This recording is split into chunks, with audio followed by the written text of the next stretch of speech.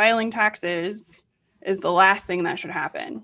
Mm-hmm. You should have already planned your tax situation, know what is supposed to happen with your taxes, have implemented things to make it better, and then the tax returns are just the compliance. I'm Jamie O'Kane, CPA, Small Business Advanced Tax Planning and Compliance Extraordinaire, and this is the Abundant Beans Podcast, the podcast that takes my love for learning what makes people tick while digging into the good, bad, and ugly of small business ownership. We strive to give you the insight that only those in the trenches of being and working with entrepreneurs can provide. Welcome to episode 125 of the Abundant Beans Podcast. My name is Stephen Andrews. It is not Jamie O'Kane. Jamie is knee-deep in tax season, doing her thing, helping her clients, saving some people some tax dollars, and building the life that they want. So today I'm just going to help along. We've got a few clips for you guys for today's episode. And we're going to start that with a full-on marketing coaching session that Jamie actually got on the podcast on episode 122 with Chala Dinoy. This is a full-on coaching session that she had on the podcast. If you want to listen to it, go to episode 122, give it a listen. But I'm going to hand it over to the professionals. Jamie O'Kane. So pretend I'm a prospect that you met. Mm-hmm. So tell me who the prospect is. So we work with women-owned veterinary and dental practices. So did you say veterinary and dental, right? Mm-hmm. Do they usually hang out together? They don't. We mostly focus on veterinary.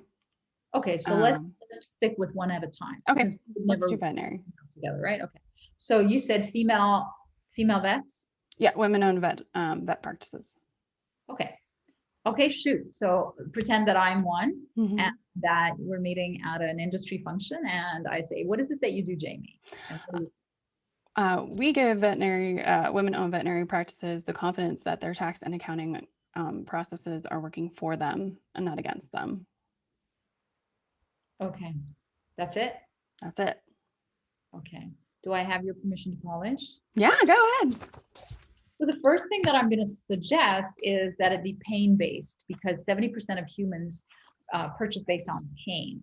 Okay. So when you say that the tax is working against them, what is the evidence? How do they know that the tax is working against them? They're paying too much taxes, or what? Yeah, so generally they're paying too much in taxes. They don't know how much taxes they're going to owe. They don't have strategy or planning around their tax structures. And what's the result of that? What happens? They pay too much in tax. So that's the biggest problem. Yeah, and I think it's the unknown a lot of the time too. They don't know how much they're going to owe every year. It's an unknown, and it's an unknown amount, or there's fear around how much am I going to owe, what's going to happen, but I made more money this year, now I'm going to owe more taxes. Okay, so is the paying too much more of a pain, or it is the fact that it's unknown causing more of a pain? So like ladder up the problem. Is it that they can't sleep at night? 2 out of 3 female vets can't sleep at night because they don't know what they owe in taxes, or 2 out of 3 go out of business because they didn't know what they owed and didn't put it away. Yeah. I think it's more, and what I like to think about is because they owe so much in taxes, they don't have the cash in their pockets for the sustainability they want in their businesses. So which results in what? They end up owing too much, and then what happens? Yeah, so it's taking cash out of the business for growth, and then they're working too much to make up that time and dollars because of the taxes. They're working overtime to pay for taxes. Yeah, so they're trying. So most women-owned. So I kind of want to back it up. So women-owned or women veterinarians generally want to not work 80-hour weeks. They don't want to do the burnout. They want to build sustainable practices that are lifestyle and business. And so a lot of the time, their structures or whatever they've created in their entities, they're paying more taxes than they need to. They have less cash in the business because of that. And they're not moving towards that sustainability goal. And so I need, let's make up a statistic, and this is the way to sharpen it. Let's make a statistic about the biggest end pain. So is it that, did you know that 2 out of 3 women-owned veterinarian businesses work more than 80 hours a week? Or what is the ultimate pain for them? That is it that, that their health, did you know that their health is affected because they have to work 80 hours a week due to unplanned taxes? Yeah, I like that. I want to refine it. I don't think Yeah, that's probably true, right. but So like, let's find whatever the biggest ultimate, like 2 out of 3 women vets are getting divorced because they worked too long to make up for the taxes they owe due to unplanned taxation.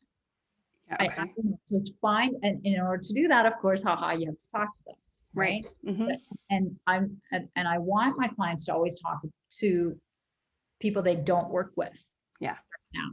And the reason for that is because they don't know you, like you, trust you. They will tell you like it is. They will say, yeah, I would pay for that much. No, I wouldn't pay for that much. Mm-hmm. And also they would talk about their problems. Now you have to know them through someone or from a different life, but because they won't like open up their hearts to a stranger. Yeah. But there has to be some sort of warm lead. But once you ask them that, you'll be fine. Yeah, I think I did. So I've done some of that. And a lot of it is around concerns of cash flow, and Yeah, making but what is that resulting in? The concern about cash flow, is it that it's causing them sleepless nights? Is it causing them an ulcer? Is it causing them unrest in the family? Is Yeah, it their children more? I think like the ultimate pain. I want you to make it really painful. yeah, I think it's definitely probably, I mean, I think most business owners, it's sleepless nights for a lot of us, right? But I do think it might be an emphasis on doing services that they think are more profitable so that they can increase cash flow when it's not those services. So a lot of it too, like we help with, we also help with, consulting around profit and things like that as well. But it's a cash flow They have problem. Yeah, but the cash flow problem causes what? For them to work longer. Yeah, I think it's, Causes less what? time. Right, which causes what? So go to the ultimate problem. Yeah. So go level up, and then come up with 3 ultimate problems that you think are the most common, and then go and ask them which of the 3 is, if you had a last dime in your business to spend on fixing, which one would it be? Would it be divorcing, your husband because you're spending too much time to pay for taxes? Is it, not being able to work with the kind of people that you want and screaming at your kids because you're so, unhappy in your job because you have to pay for taxes and work long hours? Or is it that you're just paying too much for taxes and your business is failing? Or you can't pay the hygienist because you don't have enough cash flow because you've paid out, you didn't know how much you had to pay out in taxes. Yeah, I just actually wrote down one about the vet industry has a really, they have not a lot of people to hire. So there's not a lot of vets.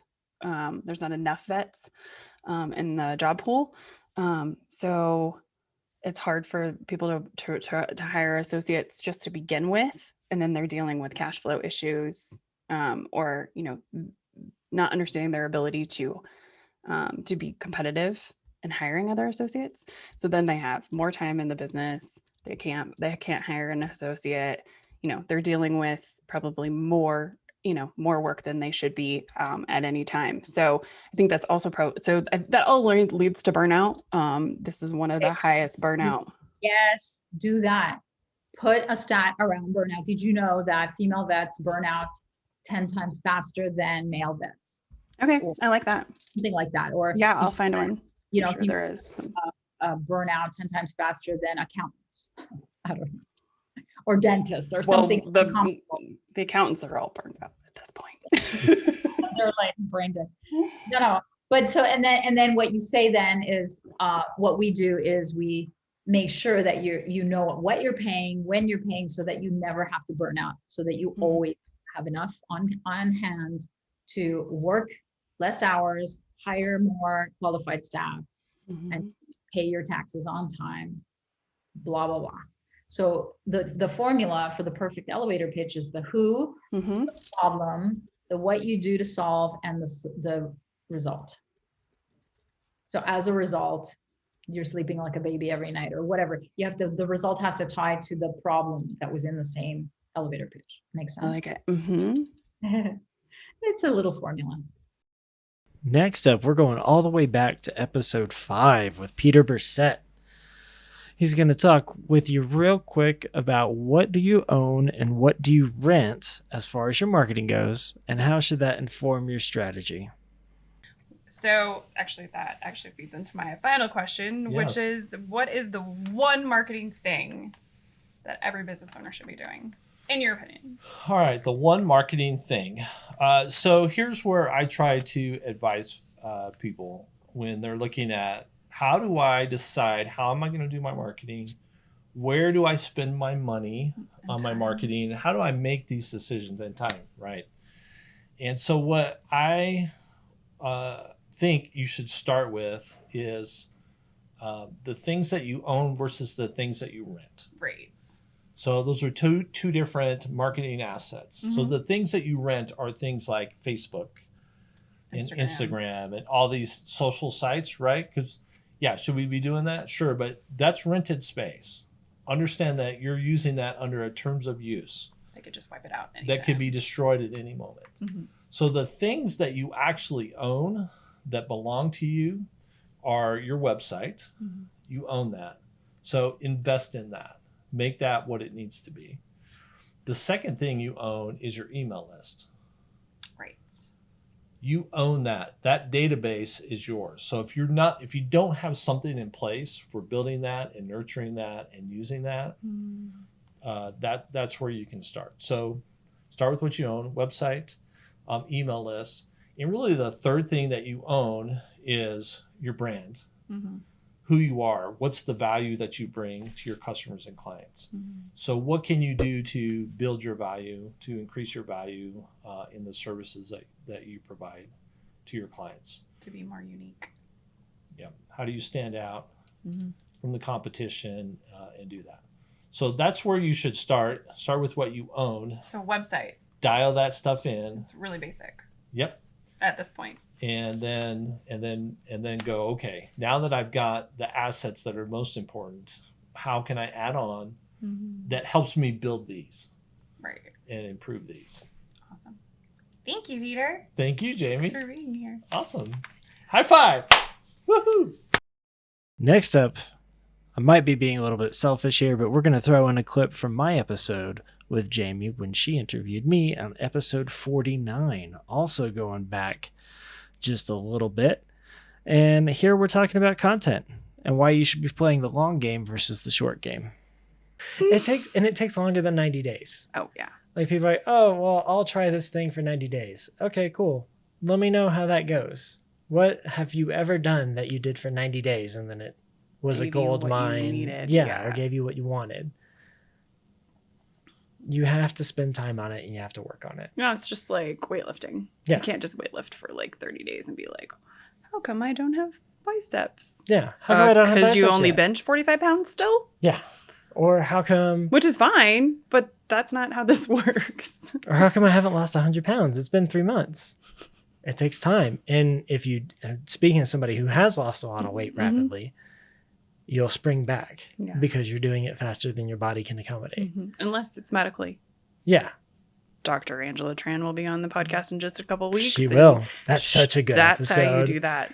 Such a good episode. Go back like 2 episodes, 3 maybe. Yeah. So she's what, 46? Yes, I believe. She's episode 46 or 47. Yeah. Yeah. She's amazing. Mm-hmm. That's how we do rapid loss with the doctor. Yes, but safely. Don't do it the way I did. It was bad. It was bad. I was going to university. I was like, I'm going to lose weight. I was like the fat kid in school and always got picked on, but I took other people's tests for them, like generic, like 90s video gamer, like smart kid. So I'm 21, going to university. I'm like, I'm going to lose weight. In 3 months, I lost 77 pounds. 3 peanut butter and jelly sandwiches a day and running 10 miles and doing push-ups. At least it wasn't Subway sandwiches. Oh, God, those are so bad. But don't lose weight that way. And don't approach marketing like that either. That's stupid. No, can't approach anything like that. Mm-mm. Everything's a long game. Long game. Always play the long game, and good things will happen. You play the short game, and you're stuck in it. Yes. And then you're constantly in panic. And then you're constantly looking for the next short game. Mm-hmm. That's really the end there. Thank you for coming. Thank you for having me. I appreciate it. And finally, why should you care about how you make people feel? And there's a quote, I can't remember who says it, but it's like, I've learned that people will forget what you said, people will forget what you did, but people will not forget how you made them feel. Mm-hmm. Businesses, in my opinion, are so worried about where the next dollar is coming from, especially in startup. I get it. We've all been there, right? Yes. But you still need to treat them like a human and not like a number. So the more you can make your audience feel, the more that you develop that warmth, that again, that interaction and experience that one faces with a brand, you're going to position yourself in a much better position. Thank you so much for listening or watching. Be sure to subscribe on YouTube, iTunes, or wherever you prefer to listen. If you learned something and found some useful information to apply to your business today, please consider giving us a thumbs up and a review. Until